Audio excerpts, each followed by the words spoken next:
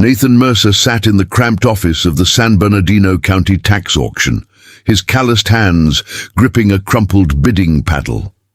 At 43, his face bore the weathered lines of a man who'd spent 2 decades fighting against droughts, falling crop prices, and bank notices that arrived with clockwork cruelty. The farm in Victorville, 3 generations of Mercers had worked that land, was gone now, seized 2 months prior when the final payment deadline passed. The auctioneer's monotone voice echoed through the half-empty room. Lot 247, 22 acres, unincorporated Mojave Desert, Kelso vicinity. No utilities, no water rights, structure condemned, minimum bid $7. $7. Nathan almost laughed. He had exactly $43 in his wallet. His truck had a quarter tank of gas, and his brother Dylan's couch in Barstow was wearing thin on welcome. The property description mentioned a residence, probably a shack, but maybe something he could salvage. Sell some scrap metal, old fixtures, anything to buy another week of time. $7, Nathan called out, his voice rough from disuse. Silence. The auctioneer looked around the room with practiced disinterest. Going once, twice, sold to bidder 47 for $7.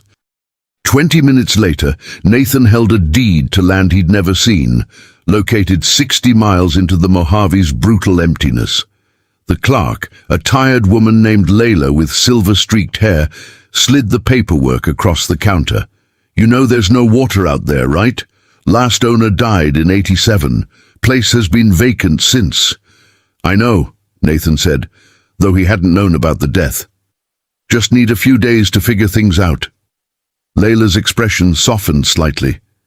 There's an old windmill. Probably doesn't work, but it's something. Good luck out there. The drive from San Bernardino into the Mojave felt like descending into another planet.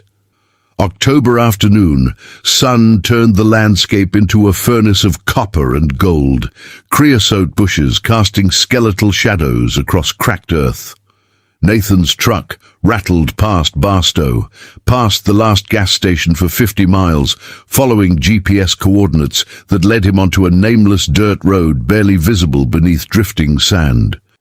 When he finally found it, Nathan's stomach sank. The property was worse than worthless. It was hostile. A leaning fence of rusted barbed wire marked boundaries that meant nothing in this vastness. The house, if it could be called that, was a single-story adobe structure half buried by decades of wind-blown sand, its roof sagging like a broken spine. Tumbleweeds had colonized what might have once been a yard. Nathan killed the engine and sat in the settling dust, watching heat waves shimmer across the desert floor. In the distance, the Kelso Mountains rose like jagged teeth against an impossibly blue sky. The silence was absolute, broken only by the tick-tick-tick of his cooling truck engine.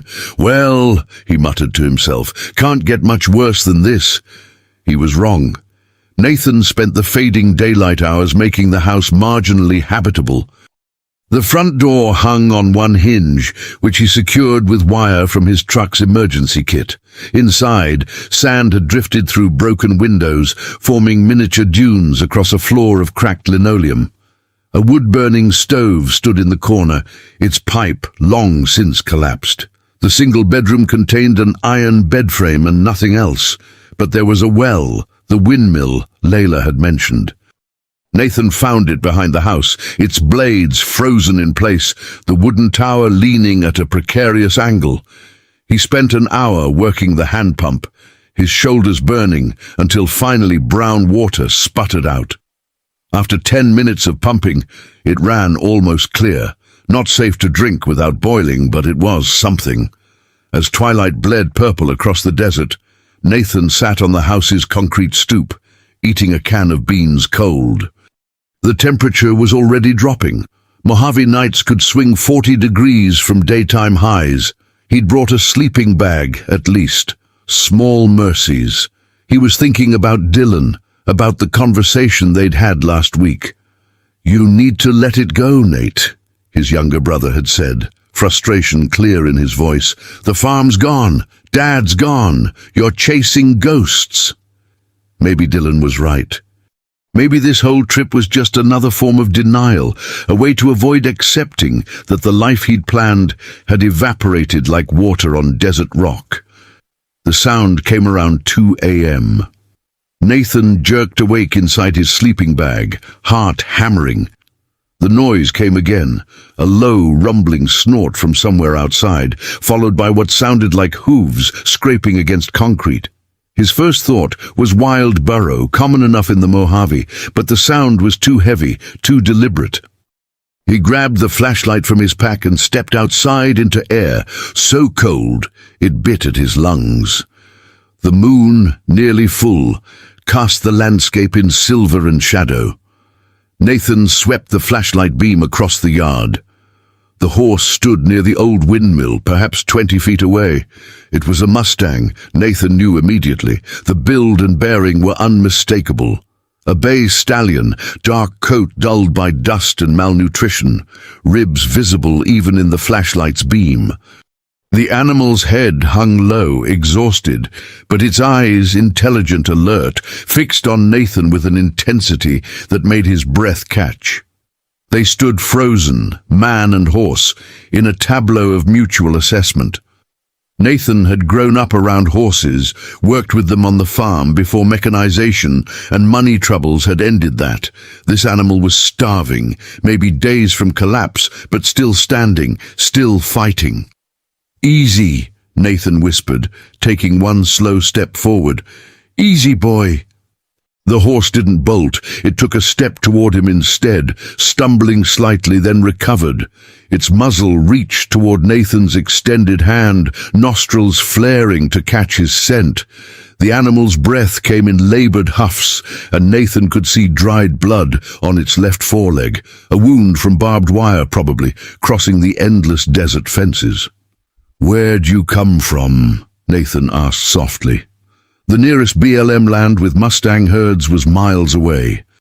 This horse had traveled far, desperate for water.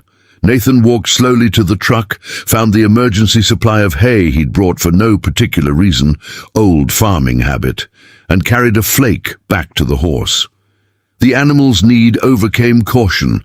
It lunged forward, not aggressive but starving, and began tearing at the hay with desperate hunger. While the horse ate, Nathan pumped fresh water into an old tire he'd found near the fence line, creating a makeshift trough.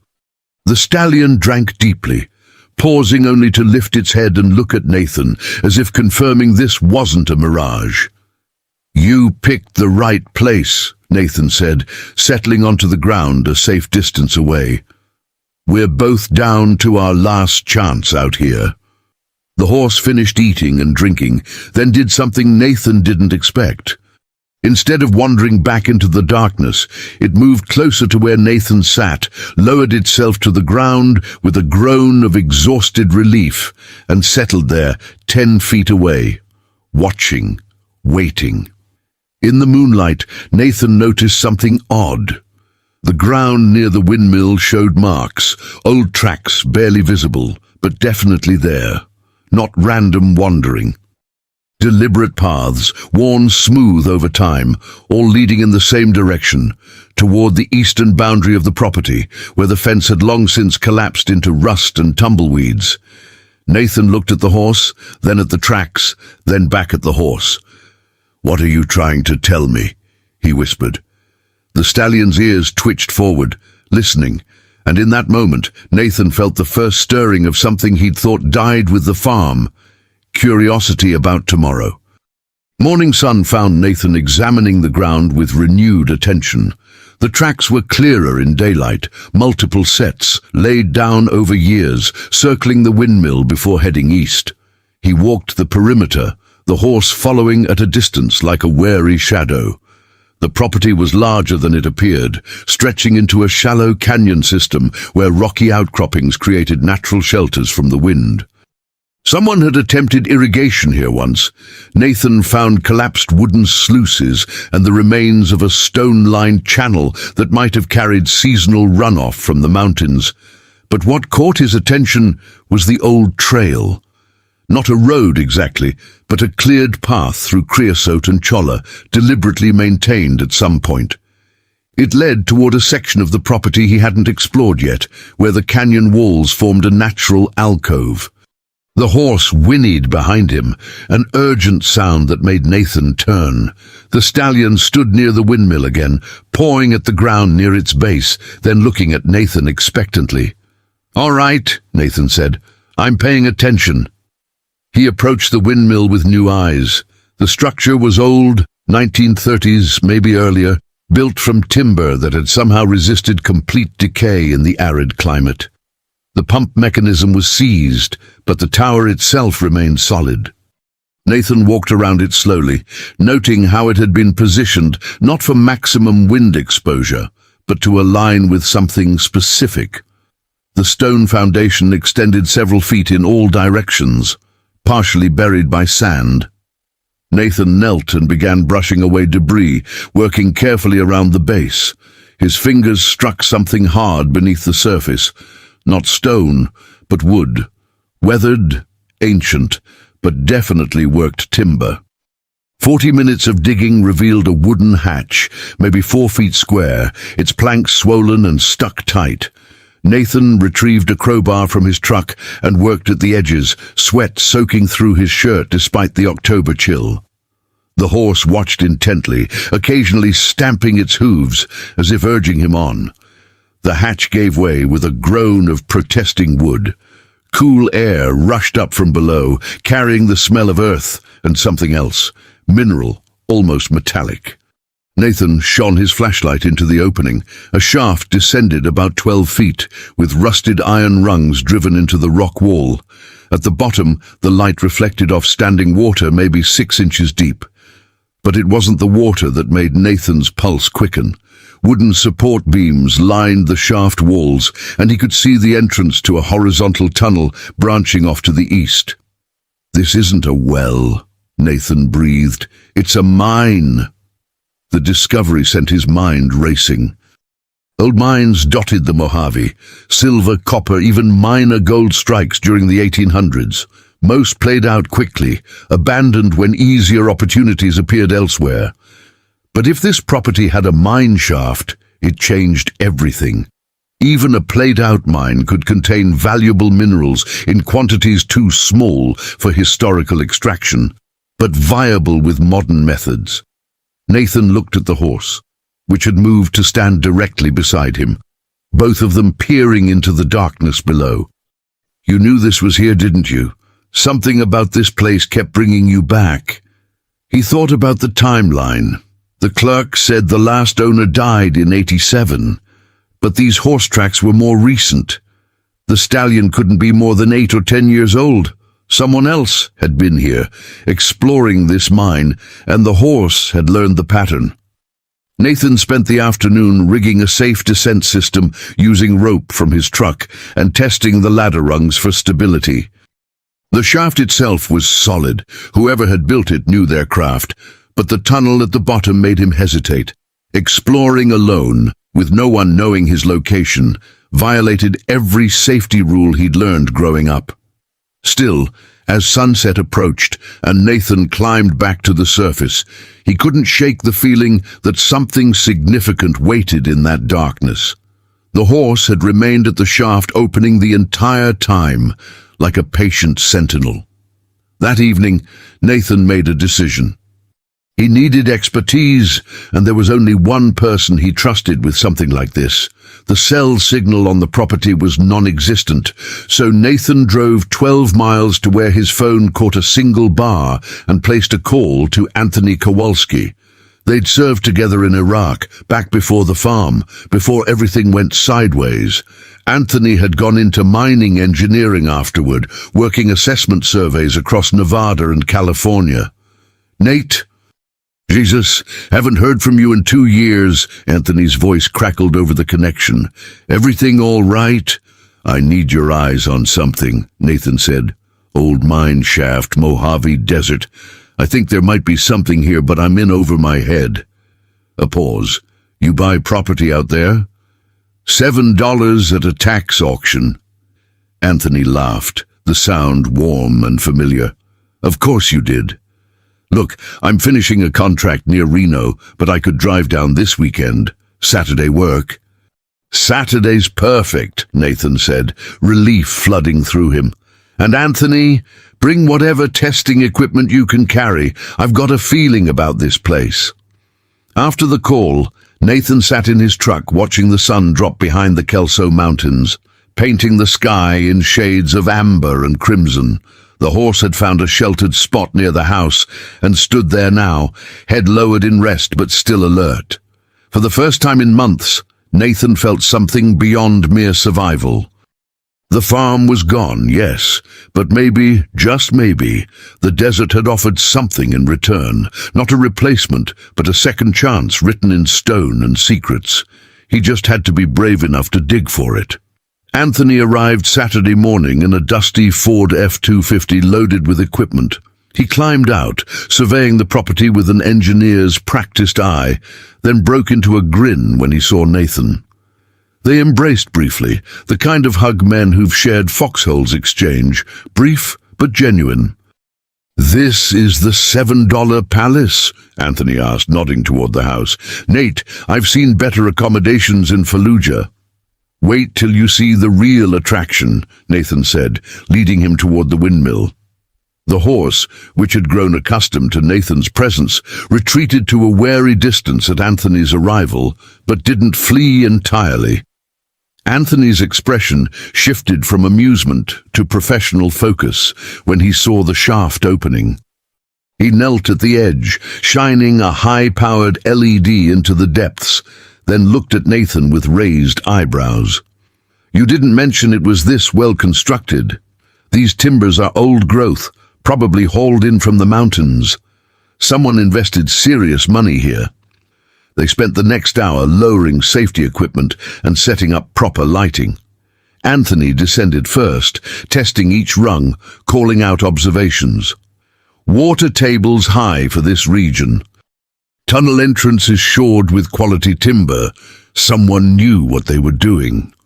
When Nathan joined him at the bottom, they stood in 6 inches of cold, clear water, facing a horizontal passage that extended into darkness. Anthony swept his flashlight beam along the walls, pausing at intervals to examine the rock face. "This is interesting," Anthony muttered, scraping at the stone with a geological hammer. "Look at these striations. This isn't random excavation. They were following a specific vein." They proceeded carefully into the tunnel, which ran approximately 40 feet before opening into a larger chamber.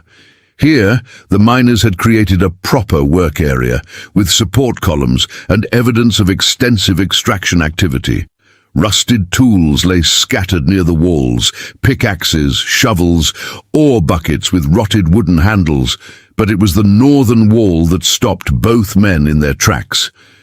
Someone had exposed a seam of rock that glittered even in flashlight beam. Not gold, but something equally valuable in the right market. Anthony moved closer, running his hand over the surface, then pulled out a portable spectrometer from his pack. He worked in silence for several minutes, taking readings at multiple points, occasionally grunting in what sounded like satisfaction. "Well?" Nathan finally asked. Anthony turned, his expression carefully neutral in the way that meant he was holding back excitement. "You're standing in a silver deposit, Nate. Not huge, but high grade. This vein probably continues deeper, but they stopped digging. My guess? Original miners hit the water table and didn't have the equipment to pump it out. The water pressure is why this seam's still intact. It's been sealed off for over a century." Nathan felt his heart rate accelerate. "How much silver are we talking about?" "I'd need proper core samples and a full survey, but from what I'm seeing," Anthony gestured at the exposed vein. "Conservative estimate, with current silver prices and modern extraction methods, you could be looking at maybe $300,000 worth, possibly more if the vein extends. It's not a fortune, but Nate, it's not $7 either." They stood in silence, water lapping at their boots, both men processing the implications. Finally, Nathan spoke.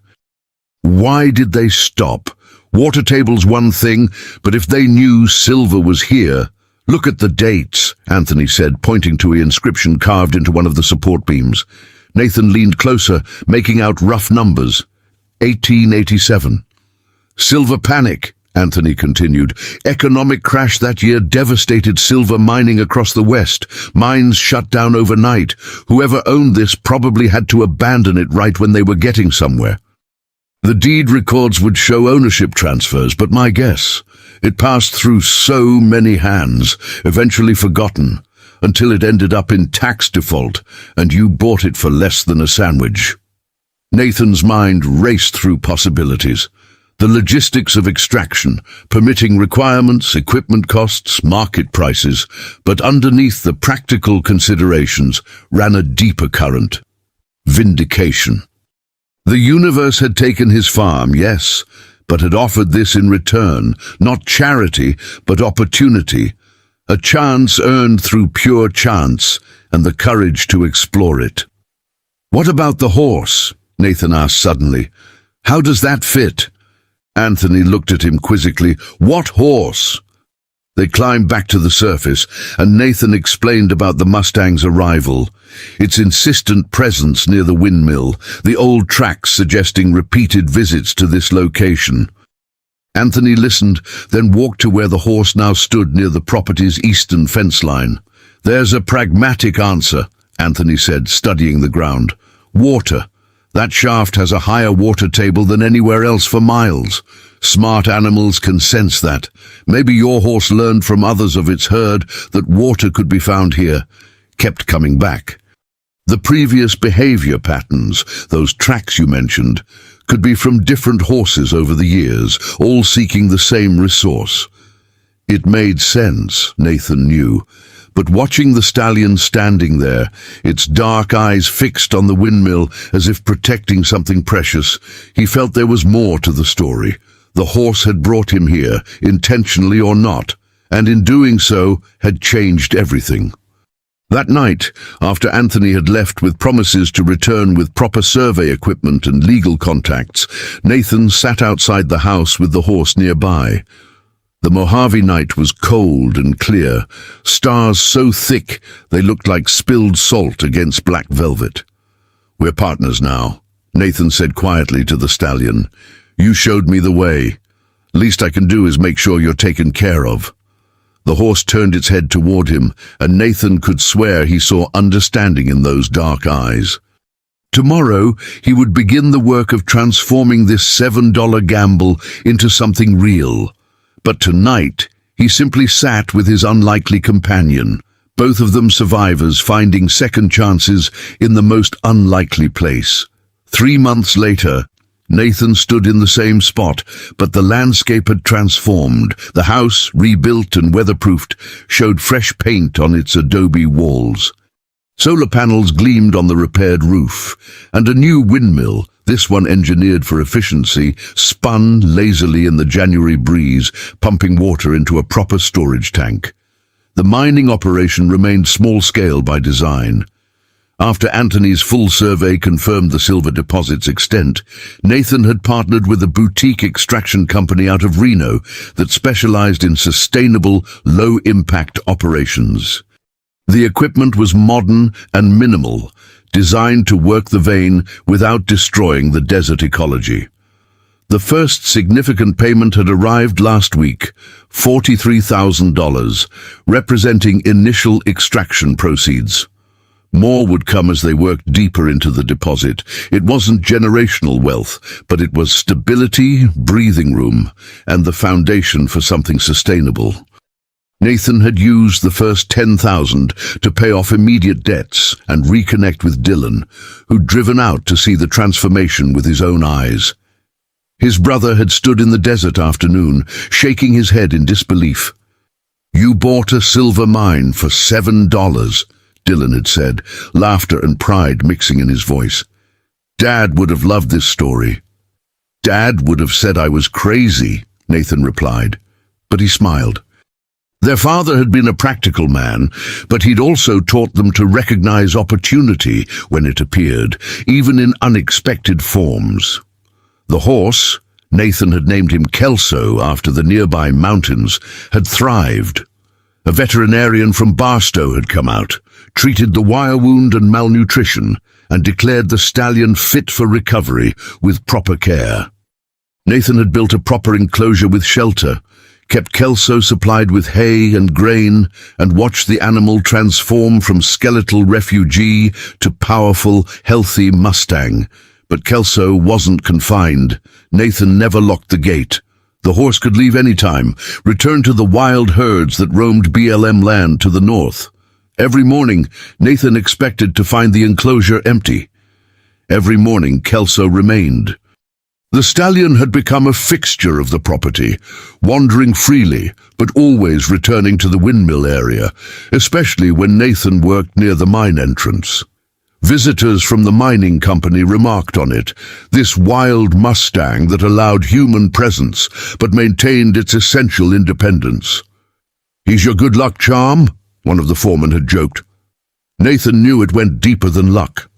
The horse represented something fundamental, the idea that survival and loyalty could coexist, that wildness and partnership weren't mutually exclusive.